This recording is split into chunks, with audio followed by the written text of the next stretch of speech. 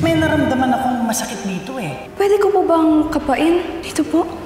Hala, baka po kasi breast cancer yan. Pwede bang patingin sa sa dibdib? Magpapacheck up sana ako.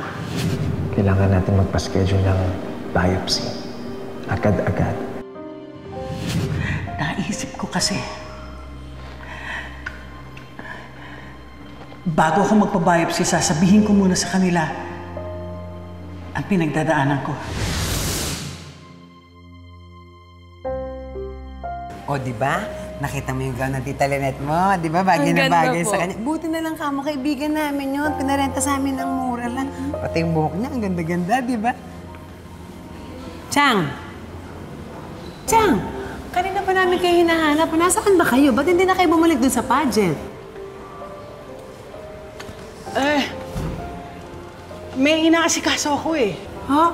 Mas importante pa yun kaysa sa moral support natin kay Lynette? Oo nga pala. Si Lynette. Kailangan ko siyang makausap. Hay, naku, Chang! Hindi niyo makakausap si Lynette. Alam niyo kung bakit? Kasi nanalo si Lynette.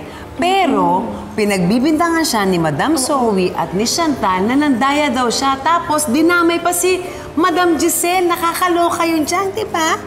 Grabe yun, Chang.